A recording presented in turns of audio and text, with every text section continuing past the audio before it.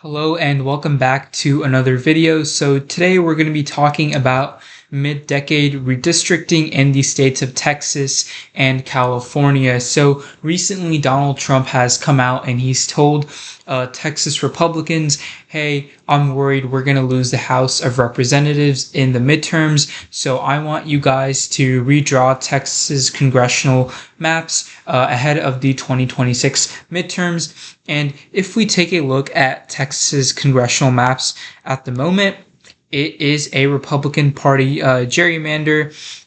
Although Texas Republicans got less than 60% of the vote here in 2024, they have 2/3 of the seats in Texas, and just looking at the map, you can tell these are pretty weirdly drawn districts. You can look at the 35th district here. It stretches down all the way from Austin to San Antonio. You can look at some of these Houston districts, even up in the Dallas-Fort Worth area. So the point being, Texas's congressional maps are already very gerrymandered towards the Republicans. But what Donald Trump is saying here is he wants Texas Republicans to gerrymander the maps even further and to draw 5 more Republican seats in Texas at the expense of 5 Democratic seats in the state of Texas. And if we look at the 2024 House election results, Republicans did win the House of Representatives, but they only won it very narrowly. They have a 5-seat majority. They've got 220 seats to the Democrats' 215. And the 2026 national environment in the midterms, it is expected to be bluer than it was in 2024. And even without a blue wave, there's a really good chance that the Democrats could flip the House of Representatives in 2026. They would only need to flip 3 seats to do so. So Trump is trying to minimize the possibility that the Republicans lose the House of Representatives. And how do you do that? You do it through gerrymandering. And again, Texas is already very gerrymandered towards the Republicans, but they are trying to gerrymander it even further. And Trump set the goal of 5 more Republican districts, which would mean the Republicans would have 30 districts in the state of Texas and the Democrats would have 8 districts only. Now, some of the districts that could be drawn out, I think 2 of the 5 that are most likely are the 28th and the 34th district here in South Texas in the Rio Grande Valley.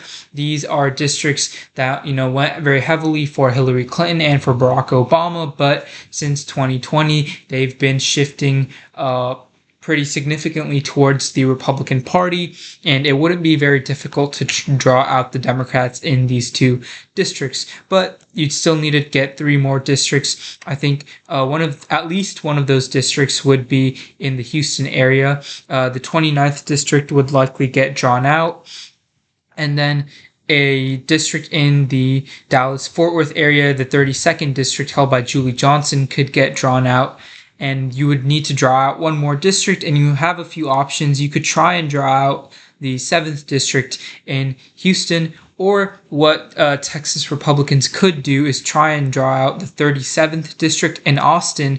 But if you draw out the 37th district, that's a huge pack of Democratic voters, and a lot of these neighboring red districts would have to take in those Democratic voters, and you run the risk of a dummy-mander. Well, what's a dummy-mander? A dummy-mander is when you draw a map to favor your party, but it backfires on you. And I'll give you an example. If we go to the 2010 midterms in the state of Arkansas. So back in 2008, Democrats, they won 3 House seats in Arkansas, even though John McCain easily carried the state. And then in 2010, they lost 2 of those seats, but they still controlled the state legislature, so they drew a Democratic gerrymander, thinking they would win at least 2 of these seats going forward. However, going to 2012, first year under the new maps, and the Republicans sweep all 4 seats. So the Democrats' gerrymander in Arkansas backfired on them, and that's just one example. Even looking at the state of Texas in 2012, this is the map that Texas Republicans drew. They won 24 seats. The Democrats, they won 12 seats. But fast forward to 2016, Republicans 25 seats, Democrats 11 seats. And then you go to 2018, Democrats 13 seats, Republicans 23 seats. But look at the difference between 2016 and 2018. A lot of these Republican districts, they got a lot less redder. So there are so many districts here that were decided by less than 10 percentage points or 5 percentage points. And these in 2016, just 2 years before that, they were safe Republican districts. And then just 2 years later, they were extremely competitive. And if the national environment in 2018, let's say that it had been 5 points bluer, instead of the Democrats winning 13 out of 36 districts in Texas, they would have won 19 out of 36, a majority. So if the blue wave in 2018 was an even bigger blue wave, the Democrats would have won a majority of House seats in Texas, despite the fact that it was a Republican gerrymandered map. So that goes to show you that if you get too greedy in your gerrymander, there is a real possibility that it could backfire on you and you could have what's called a dummy mander. And so although the current Texas congressional map, it is very efficient for Republicans. Every single seat that they won well over double digits. However, if they get greedy and they try to draw themselves more seats, especially if they crack open the Austin and Houston Democratic vote sinks, a lot of Republican districts are going to have to take in a lot more Democratic voters. And if 2026 is a huge blue wave, that could significantly backfire on Republicans, because a lot of these safe red districts would be in serious danger of flipping. Not to mention the fact that Republicans are working off of the fact that Trump won Texas by 14 points in 2024. But remember, as recently as 2020, Joe Biden only lost Texas by 5.5 points. So if Texas reverts back to the left again, that could spell serious doom for Republicans if they draw an even more aggressive gerrymander. And there is another way that this could backfire on Republicans, because Gavin Newsom, the Democratic governor of California, in response to Texas's Republican leaders saying that they're going to redraw the maps, well, Gavin Newsom is saying, well, two can play at that game.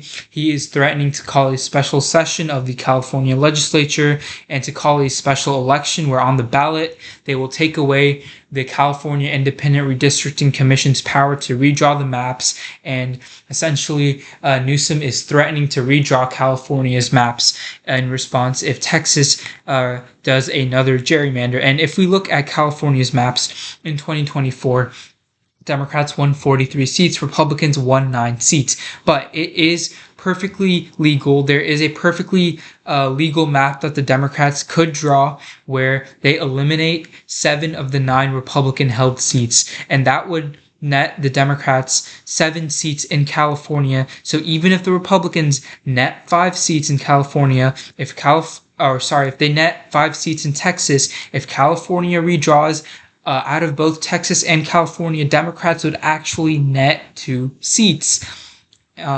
And furthermore, there is always the risk that Texas could be a dummy mander, so Democrats could net even more seats out of this redistricting fiasco. But you should keep in mind, though, that in California, there are a lot more legal hurdles to redistrict mid-decade. But one of the arguments that I've seen that California lawmakers have made is, well, the California Constitution says that the Independent Redistricting Commission has to, draw the congressional maps every 10 years following the census, but the Constitution doesn't say anything about mid-decade redistricting. So if the legislature wanted to, they could do mid-decade redistricting however they wanted to.